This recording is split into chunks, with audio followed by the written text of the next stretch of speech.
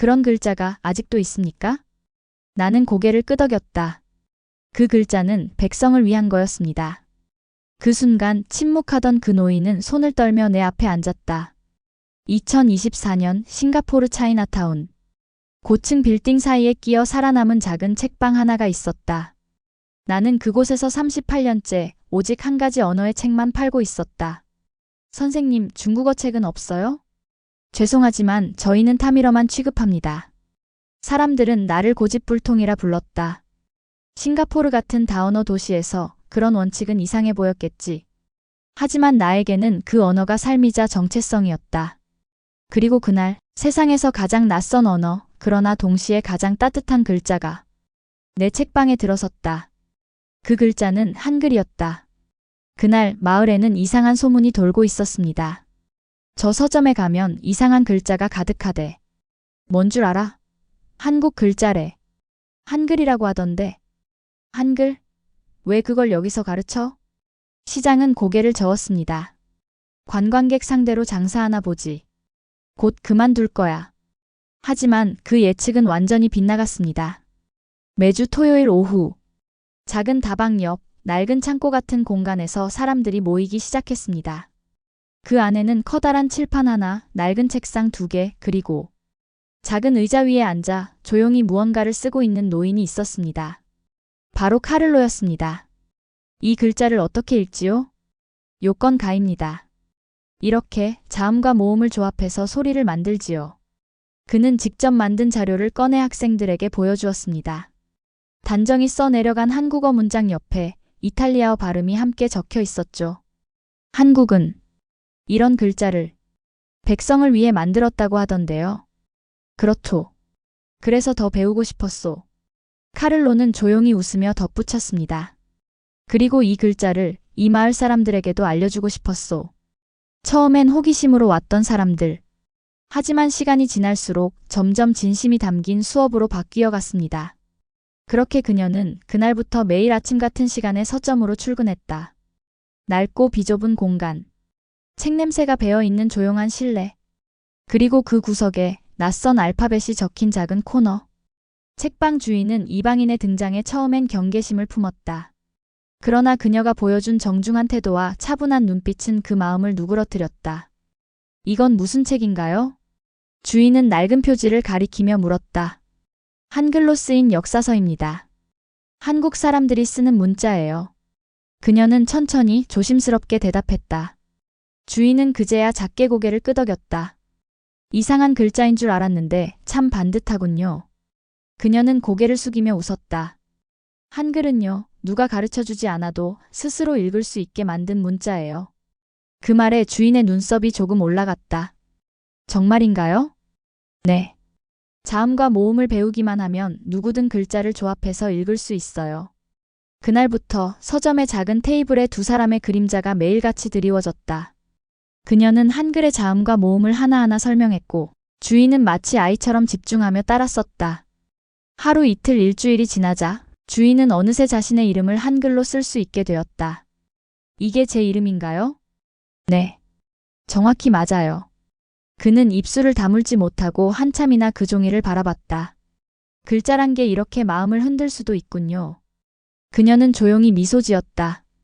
처음 한국에서 세종대왕이 이 글자를 만들었을 때도 백성들이 그렇게 말했대요. 우리가 처음으로 우리말을 직접 쓸 수 있게 됐어요. 그날 이후 주인은 책방 한쪽 벽면에 손수종이를 붙이기 시작했다. 광동어 문장을 한글로 표기한 작은 안내문들. 처음엔 사람들의 반응이 미적지근했다.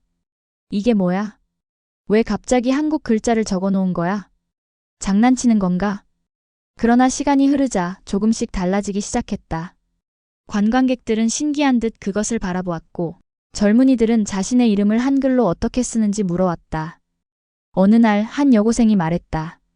이거 나도 배우면 안 돼요? 주인은 한참을 망설이다가 고개를 끄덕였다. 토요일 수업 하나 열어볼까?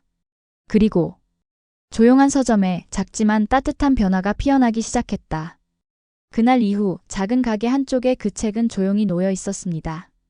한눈에 봐도 낯선 문자, 낯선 책이었지만 어쩐지 이상하게 자꾸 눈이 갔죠. 며칠 뒤 저녁 무렵 다시 나타난 그 남자. 이번엔 얇은 공책과 사전을 들고 와서 말했습니다. 혹시 오늘부터 한글 배워보실래요? 저는 피식 웃으며 대답했어요. 이 나이에 무슨 글자를 배운단 말이오. 머리도 굳었고 눈도 침침한걸. 그는 웃으며 공책을 책상에 펼쳤습니다. 그런 말씀 마세요. 한글은 원래 백성을 위해 만든 글자래요. 나이든 어른들도 쉽게 배우라고 만든 거랍니다. 백성을 위해 만든 글자라는 말에 저는 걸음을 멈췄습니다. 마치 누군가가 제 등 뒤에서 조용히 등을 다독인 것처럼요. 좋습니다. 한번 해봅시다. 그날부터 매일 저녁 가게 문을 닫고 나면 그와 마주 앉았습니다.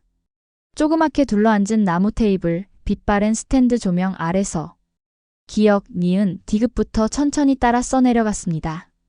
이건 기역입니다. 혀가 목구멍을 막을 때 나는 소리죠. 이건 니은. 혀끝이 입천장을 살짝 건드릴 때 나옵니다. 마치 그림을 그리듯 배워갔습니다. 말소리가 그림처럼 눈앞에 그려지니 글자를 배우는 재미가 쏠쏠했어요. 처음엔 장난처럼 시작했지만 어느새 저 자신도 모르게 열중하게 되었죠. 이건 그냥 외국 글자가 아니었습니다. 말과 소리를 담은 아주 따뜻한 언어였어요. 저는 그에게 물었습니다. 근데 왜 하필 이 글자를 나에게 가르치고 싶은 거요? 그는 말없이 웃으며 자신의 손을 가슴에 얹고 이렇게 말했죠. 선생님의 광둥어를 지키는 마음을 보면서 떠올랐습니다. 우리나라에도 그런 이야기가 있었거든요. 글자를 통해 마음을 지킨 사람들 말입니다. 그날 밤 저는 생각했습니다.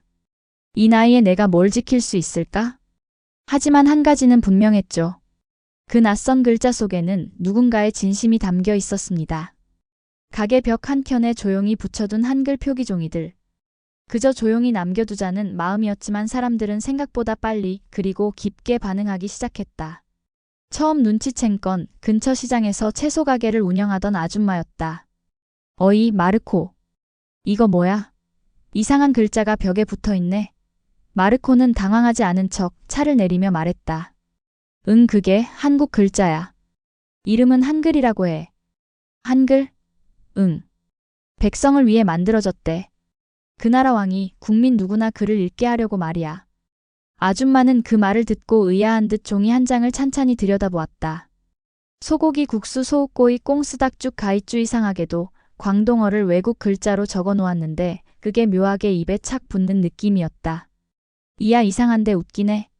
이거 내가 말한 거 맞지? 그 말에 마르코는 웃으며 고개를 끄덕였다. 그래. 말 그대로 옮겨본 거야. 그 순간 가게 안에 있던 다른 손님들도 종이 벽 앞에 하나 둘 모여들었다. 젊은 남자 둘은 휴대폰을 꺼내 사진을 찍었고 한 아이는 이게 뭐야? 하며 엄마 치마를 잡아당겼다. 이거 나 배워도 돼요? 갑작스런 물음에 마르코는 망설이다가 말했다. 원한다면 토요일 저녁에 와볼래요? 조용히 수업처럼 한번 해보자. 그렇게 잠오 서점의 첫 비공식 한글 수업이 시작된 것이다. 처음엔 단 2명. 시장에서 온 아줌마와 고등학생 남자아이 하나. 마르코는 부끄러운 듯 공책을 꺼냈고 가부터 하까지 자음과 모음을 칠판 없는 벽에 손가락으로 그려가며 알려주었다. 이 글자는 너희 말로 차를 뜻하는 차자랑 비슷하게 발음돼. 그치만 이건 기역이랑 아, 2개가 붙어서 만들어진 글자야. 와, 외국 글자인데 이상하게 쉽네. 수업이 끝나고 나서 고등학생은 집으로 돌아가기 전 마르코에게 말했다. 저 다음 주에도 와도 돼요? 그 짧은 한마디에 마르코의 마음이 뭉클해졌다. 그날 밤 마르코는 조용히 차 한 잔을 내려놓고 스스로에게 속삭였다. 시작이야. 아주 작은 물결이지만 분명 어디로든 흘러갈 거야. 그 다음 토요일.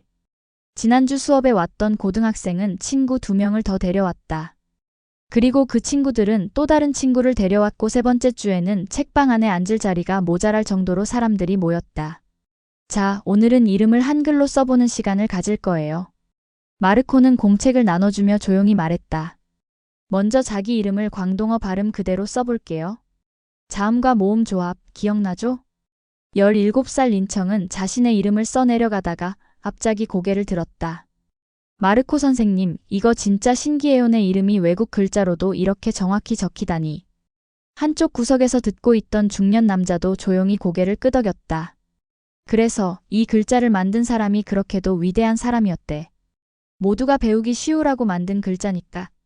서점엔 이전보다 훨씬 따뜻한 공기가 감돌았다. 그 따뜻함은 종이 위의 글자에서 그리고 사람들의 눈빛에서 흘러나왔다. 사람들은 놀랐다. 이 낯선 나라의 글자가 단지 지식이 아니라 마음을 전하는 수단이 될 수 있다는 사실에. 그날 밤 수업이 끝난 후에도 몇몇은 남아서 물었다. 마르코, 혹시 이 글자로 우리도 편지를 써볼 수 있어요? 내일 아버지 생신인데 한글로 축하 편지를 써드리고 싶어요. 제 동생 이름도 써보고 싶은데 알려주실 수 있어요?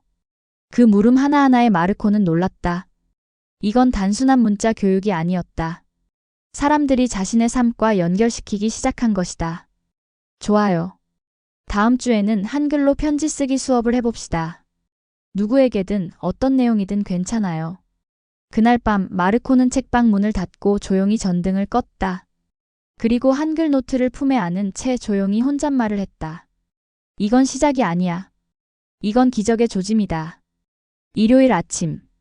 평소처럼 서점 문을 열기 위해 셔터를 올리던 마르코는 바닥에 놓인 흰색 봉투 하나를 발견했다. 아무런 주소도 이름도 없는 봉투. 조심스럽게 열어본 순간 속에는 사진 한 장과 짧은 쪽지가 들어있었다. 사진은 전날 밤의 수업 장면. 열 몇 명의 젊은이들이 한글로 무언가를 쓰고 있는 장면이었다. 그리고 그 밑에는 단 5글자가 적혀 있었다. 너무 눈에 띄네요. 딱 5글자였지만 그 안에 담긴 의미는 명확했다. 마르코는 사진을 천천히 내려다보며 숨을 깊이 들이켰다. 누군가 지켜보고 있다는 것. 그리고 그 누군가는 이 작은 서점의 변화가 마음에 들지 않는다는 것. 그날 이후 이상한 일들이 몇 가지 생겼다. 매주 열리던 한글 수업 날이면 서점 맞은편 건물에서 누군가 창문 너머로 카메라를 들고 있는 모습이 포착됐다. 처음엔 우연이라 여겼지만 2번, 3번 반복되자 마르코도 긴장하기 시작했다. 선생님, 누가 우리 사진을 찍고 있는 것 같아요.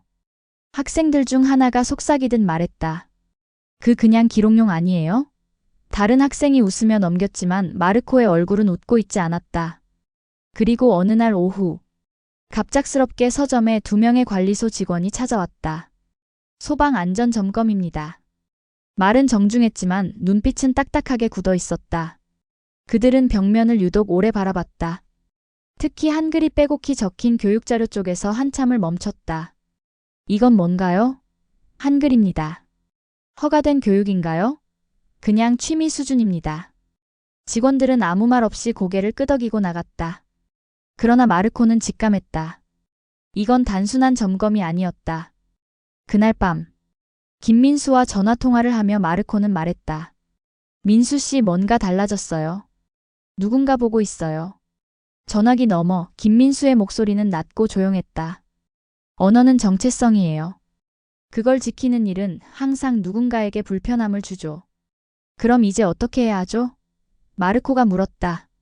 잠시 침묵이 흘렀고 김민수는 단호하게 말했다. 그럼에도 멈추지 마세요. 당신이 만든 변화는 지금 누군가의 삶을 바꾸고 있으니까요. 그 주 토요일, 마르코는 어김없이 나무 테이블 위에 공책과 필기도구를 가지런히 놓았다. 오늘은 자음 복습하고 모음 이중결합을 알려드릴게요.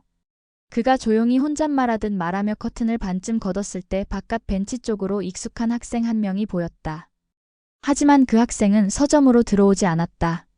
멀리서 한참을 쳐다보다 마치 누군가의 눈치를 보는 듯 천천히 몸을 돌려 사라져 버렸다. 그리고 그날 한 명도 수업에 나타나지 않았다.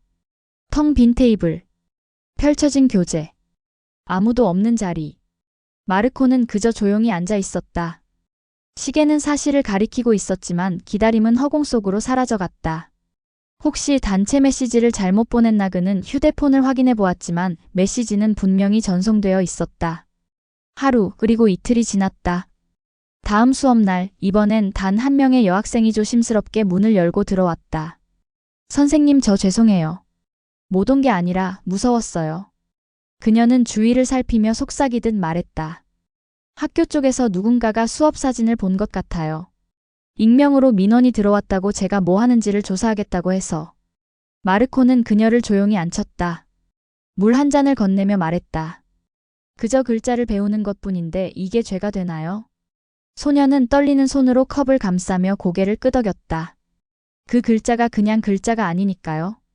그들은 이걸 다른 목소리라고 생각하는 것 같아요. 그녀는 결국 눈물을 참지 못하고 흘렸다. 한글을 배우면 뭔가 당당해지는 기분이었어요. 내가 목소리를 내도 되는 사람 같다는 건데 그게 이렇게 무서운 일이었는지는 몰랐어요. 마르코는 아무 말도 하지 않았다. 다만 조용히 공책 한 장을 넘겨 또박또박 괜찮아요 라는 글자를 한글로 적어주었다. 그 글자를 보던 그녀는 눈을 닦으며 조용히 따라 적었다. 기어과 니은 치은자 니은 이응 아이응요. 울렁거리는 감정을 꾹 눌러 적는 그 모습에서 마르코는 이 작은 글자의 힘을 다시 느꼈다. 지워지는 건 말이 아니라 지우려는 그 손이 먼저 멈춰야 해요. 그날 수업은 단 한 명의 학생과 함께 조용히 마무리되었다. 이틀 후 마르코는 차가운 종이 한 장을 받았다. 이탈리아 내무부 행정조사 통지서. 귀하의 서점은 최근 무단 교육활동, 외국어 전파 행위로 인해 문화통제법 제12조 위반 혐의를 받고 있음을 통지합니다. 서류 아래에는 차가운 도장이 꼭 찍혀 있었다. 무단 교육? 그가 되뇌며 고개를 저었다. 한글은 누구에게도 해가 되지 않는 글자였다. 이건 단지 소통이고 감정이고 사람을 위한 글자였는데 하지만 그들에게 소통이란 정해진 틀 안에서만 가능한 것이었나? 그날 저녁 서점 문을 닫으려던 순간 누군가가 문을 세게 두드렸다. 마르코 선생님. 그는 급히 문을 열었다. 비를 맞은 채 두 명의 청년이 서 있었다. 이거 보셨나요? 인터넷에 떠요.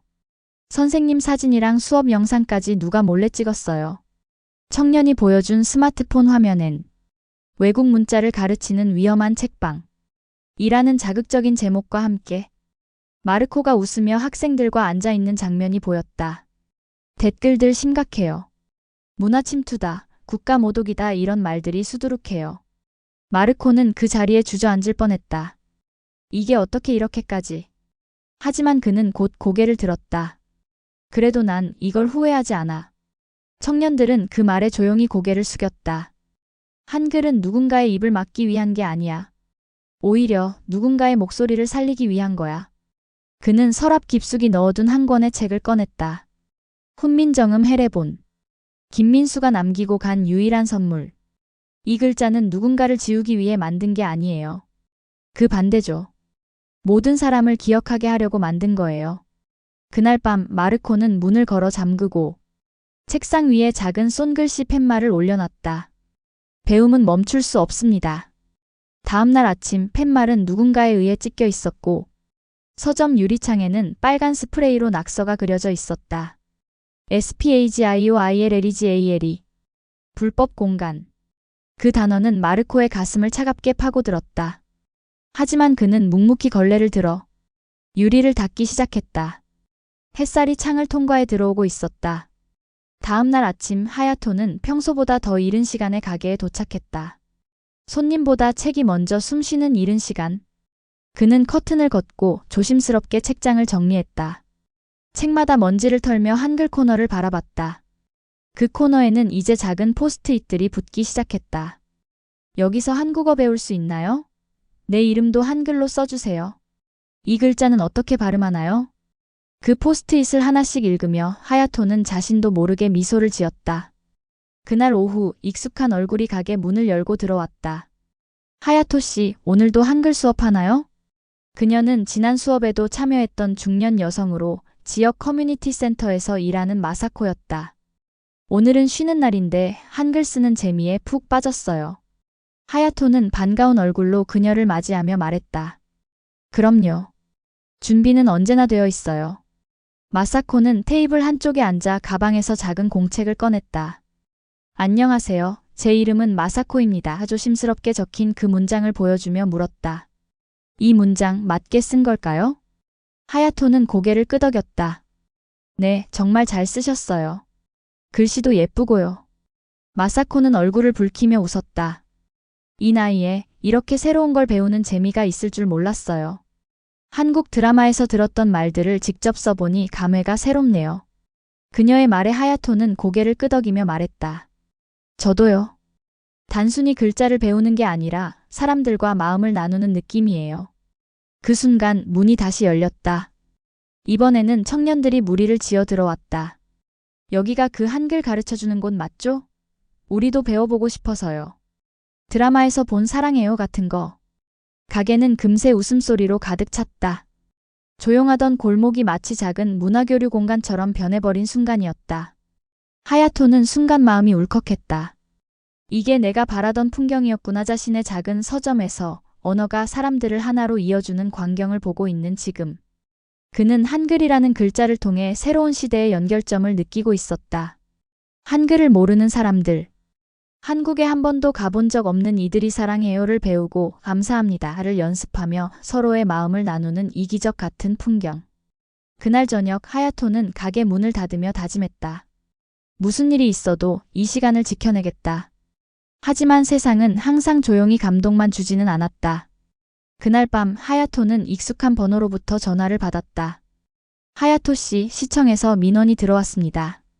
전화의 주인공은 인근 구청 문학과에 있는 오래된 지인 다나카 과장이었다. 민원이요? 예. 정확히 말하면 불특정 외국어 교육 활동에 대한 무허가 운영입니다. 한글 수업이 문제가 됐나 봐요. 하야토는 말문이 막혔다. 그게 무슨 그냥 사람들이 궁금해하고 좋아해서 시작한 거예요. 대단한 수업도 아니고. 그런 건 우리도 아는데 민원이라는 게 한 번 들어오면 대응을 해야 하잖아요. 특히 요즘처럼 외국어에 민감한 분위기에서는. 하야토는 조용히 전화기를 내려놓았다. 테이블 위에 펼쳐져 있던 한글 교재, 기초 자음 모음표, 이름 쓰기 연습장이 그의 눈에 들어왔다. 이게 문제가 된다고? 그는 가슴속에서 뭔가 뜨거운 것이 차오르는 걸 느꼈다. 단지 글자를 알려줬을 뿐이었다. 누군가의 이름을, 누군가의 감정을 새로운 언어로 표현하는 방법을 나눴을 뿐이었다. 그런데 왜 누군가는 그것을 두려워하는 걸까? 다음 날 가게 앞에는 작은 쪽지가 붙어 있었다. 한글 수업 중지 요청. 무단 외국어 교육은 지역 혼란을 초래합니다. 익명의 글이었다. 글씨는 정갈했지만 말투는 날카로웠다. 하야토는 그 쪽지를 조용히 떼어냈다. 그날 수업은 예정대로 진행됐다. 하지만 수업을 마치고 돌아가는 길 늘 웃음을 나누던 이웃들이 슬며시 눈을 피했다. 하야토는 그저 고개를 숙이고 가게로 돌아왔다. 외부인의 문화에 마음을 열어주는 일이 이렇게까지 민감한 거였던가? 그는 가게 뒤편 조용한 방에 앉아 하나의 글자를 반복해서 써내려갔다. 마음 그리고 또 한 번 마음. 그 글자를 보며 그는 다시 다짐했다. 이건 누군가에게 감동이 되었고 누군가의 기억이 되었다. 그러니 멈추지 않을 거야. 그날 밤 유키는 조심스레 가게 문을 열고 들어왔다. 하야토 씨 괜찮으세요? 하야토는 조용히 웃어 보였다. 괜찮아. 조금 당황스러웠을 뿐이지. 유키는 무언가 들고 왔다. 작은 포장 상자였다. 이거 저희 엄마가 보내주신 거예요. 지난번에 한국어로 이름을 써주신 걸 보여드렸더니 감동하셔서요. 상자를 열자 따뜻한 찹쌀떡과 직접 만든 유자차 병이 들어있었다. 그리고 그 위에 정성스럽게 쓴 편지 한 장이 놓여 있었다. 하야토 씨께 딸의 이름을 예쁜 글씨로 써주셔서 감사합니다. 작은 글자 하나에 사람의 마음이 담긴다는 걸 처음 알았어요. 일본말도 서툰 제가 한국어를 보고 눈물이 난 건 처음입니다. 혹시 불편하신 일이 생기시더라도 저처럼 감동받은 사람들이 많다는 걸 잊지 마세요. 진심을 나누면 언젠가는 다 전해질 거라 믿어요. 하야토는 편지를 읽고 한참 동안 아무 말도 하지 못했다. 따뜻한 감정이 그의 눈가를 천천히 적셨다. 다음 날 가게 문을 열었을 때 기적 같은 일이 일어났다. 작은 어린이가 손에 꽃을 들고 와 말했다. 엄마가 여기에 한글 배우는 거 멋지대요. 그 아이를 시작으로 서서히 사람들이 다시 가게로 모여들기 시작했다. 익숙한 얼굴, 새로운 얼굴, 조심스럽지만 용기 낸 눈빛들. 유키가 살며시 말했다. 하야토 씨, 우린 혼자가 아니에요. 그날 저녁 자모다방이라는 작은 이름표가 가게 앞에 걸렸다. 자음과 모음이 모여 이야기를 만든다는 의미의 자모 그리고 따뜻한 차 한 잔처럼 마음을 나누자는 의미의 다방. 이제 여기서 그냥 글자만 가르치는 게 아니라 사람의 마음을 함께 나눠보려고 해요. 하야토의 목소리는 흔들렸지만 단단했다. 자모다방이라는 이름이 붙은 뒤 가게는 조용하지만 확실한 변화를 맞이했다. 낮에는 차를 마시러 오는 노인들이 서툰 손글씨로 자기 이름을 한글로 써보려 애썼고, 오후엔 근처 고등학생들이 한글, 진짜 이렇게 과학적인 거였어요? 하며 놀라워했다. 밤이면 작은 원탁에 둘러앉아 자모 한자를 따라 적으며 이야기를 나눴다. 이 글자가 사람이라고요? 왜 이렇게 따뜻한 느낌이 나죠? 하늘, 땅, 사람을 담은 글자라네요. 모양도 뜻도 너무 멋져요. 하야토는 그 자리를 조용히 지켜보며 차를 따라주고 발음을 다듬어주며 말없이 사람들의 눈을 마주쳤다. 어느 날 저녁엔 한 대학생이 가슴에 꼭 안고 온종이를 꺼냈다. 이거 제 할아버지 이름이에요. 돌아가시기 전에 한번 써드리고 싶었는데 그때는 방법을 몰랐어요. 그는 떨리는 손으로 다카하시 겐지라는 이름을 한글로 조심스럽게 써 내려갔다. 자모다방이 알려진 건 그다지 오래 걸리지 않았다. 한 블로거가 이색적인 한글 수업 후기를 올렸고 그걸 본 지역신문 기자가 취재를 다녀간 뒤 이 작은 공간은 곧 전국적으로 알려지게 되었다. 도쿄의 한 찻집에서 한국의 글자를 배우는 사람들이 있다는 소식입니다. 뉴스 화면에는 자모다방에서 웃으며 수업을 듣는 사람들, 그리고 조용히 발음을 교정해주는 하야토의 모습이 나왔다. 인터뷰를 요청하는 언론이 몰려들었고 하야토는 조심스럽게 대답했다. 이건 한나라의 글자가 아닙니다.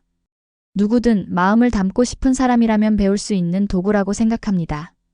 어느 날 서울에서 온 한 가족이 찾아왔다. 혹시 이곳이 한글을 알려주는 자모다방인가요? 아이 손을 잡고 들어온 엄마는 눈을 반짝이며 하야토에게 말했다. 이 아이가 일본에서 처음 한글을 배웠어요. 너무 신기하고 감동받았어요. 꼭 한번 와보고 싶었어요. 하야토는 미소 지었다. 그리고 작게 대답했다. 어서 오세요. 이곳에선 누구나 자기의 목소리를 가질 수 있어요. 그날 작은 자모다방은 국적도 나이도 다른 이들로 가득 찼다. 아버지를 따라온 고등학생, 한글로 시를 써보고 싶은 시니어 할머니, 그리고 퇴근 후 조용히 앉아있는 직장인들. 누군가 말했다. 이런 게 문화죠. 서로를 존중하는 것. 하야토는 잠시 말을 멈췄다가 조용히 대답했다. 맞아요. 그것이 한글이 지닌 진짜 힘일지도 몰라요. 하야토가 살며시 도와주었다. 그리고 작은 액자에 넣어주었다. 그 대학생은 눈물을 삼키며 말했다. 이제야 마음을 전한 것 같아요. 고맙습니다, 선생님. 그날 밤 하야토는 혼잣말처럼 중얼거렸다. 한글은 결국 사람을 향하는 글자였네요. 자모다방이 알려진 건 그다지 오래 걸리지 않았다. 한 블로거가 이색적인 한글 수업 후기를 올렸고 그걸 본 지역신문 기자가 취재를 다녀간 뒤 이 작은 공간은 곧 전국적으로 알려지게 되었다. 도쿄의 한 찻집에서 한국의 글자를 배우는 사람들이 있다는 소식입니다. 뉴스 화면에는 자모다방에서 웃으며 수업을 듣는 사람들, 그리고 조용히 발음을 교정해주는 하야토의 모습이 나왔다. 인터뷰를 요청하는 언론이 몰려들었고 하야토는 조심스럽게 대답했다. 이건 한나라의 글자가 아닙니다. 누구든 마음을 담고 싶은 사람이라면 배울 수 있는 도구라고 생각합니다. 어느 날 서울에서 온 한 가족이 찾아왔다. 혹시 이곳이 한글을 알려주는 자모다방인가요? 아이 손을 잡고 들어온 엄마는 눈을 반짝이며 하야토에게 말했다. 이 아이가 일본에서 처음 한글을 배웠어요. 너무 신기하고 감동받았어요. 꼭 한번 와보고 싶었어요. 하야토는 미소 지었다. 그리고 작게 대답했다. 어서 오세요. 이곳에선 누구나 자기의 목소리를 가질 수 있어요. 그날 작은 자모다방은 국적도 나이도 다른 이들로 가득 찼다.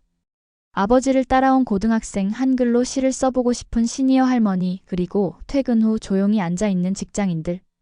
누군가 말했다. 이런 게 문화죠. 서로를 존중하는 것. 하야토는 잠시 말을 멈췄다가 조용히 대답했다. 맞아요. 그것이 한글이 지닌 진짜 힘일지도 몰라요. 계절은 봄에서 여름으로 넘어가고 있었다. 자모다방 앞 화분에는 누군가 심은 해바라기가 활짝 피어 있었다. 선생님, 이거 제가 심었어요. 한글 배우면서 용기 냈거든요. 꽃도, 언어도 뿌리만 내리면 자라잖아요. 하야토는 그 말을 들으며 가만히 고개를 끄덕였다. 그래. 언어는 씨앗이야. 마음을 담아 뿌리면 언젠간 꽃이 피지. 그날 저녁 다방에는 특별한 손님이 찾아왔다. 처음 이 모든 변화의 시작이 되었던 서울에서 파견됐던 한국 선생님이었다. 하야토 씨, 당신이 뿌린 씨앗이 이만큼 자랐어요. 그는 벽에 붙은 아이들의 한글 글씨 책장에 빼곡히 정리된 한글 교재들을 바라보며 잠시 눈시울을 붉혔다. 그리고 작은 봉투 하나를 내밀었다. 이건 한국어 교육기관에서 보내온 공식 초대장이에요. 한국에 와서 자신이 만든 이야기들을 나눠달라고요. 하야토는 놀란 눈으로 봉투를 바라보다 천천히 고개를 끄덕였다. 저 같은 사람이 가도 괜찮을까요? 선생님은 웃으며 대답했다. 당신이야말로 꼭 와야 할 사람입니다. 밤이 깊었다. 잠오다방 문을 닫으며 하야토는 작은 손전등으로 그날 쓴 글자를 하나하나 훑어보았다. 이름, 마음, 나눔, 용기, 그리고 마지막엔 이런 문장이 있었다. 글자는 마음을 지키는 방법이다. 조용한 다방 한쪽에서 누군가 또박또박 써 내려갔다. 그리고 그 마음은 언제나 누군가에게 닿을 수 있다. 오늘 이야기를 보시면서 혹시 여러분 마음에도 작게나마 이 씨앗 하나 심어졌다면 좋겠습니다. 누군가를 이해하고 그를 존중하고 그가 쓰는 언어까지 소중히 여기는 것. 그게 진짜 함께 살아가는 세상 아닐까요? 오늘도 어김없이 잠오다방의 문은 열려 있고 그 안에선 작은 기적들이 계속해서 써지고 있습니다. 오늘 영상 마음에 닿으셨다면 작은 응원의 구독과 좋아요 부탁드릴게요. 지금까지 에코아트였습니다. 감사합니다. 그리고 진심으로 사랑합니다.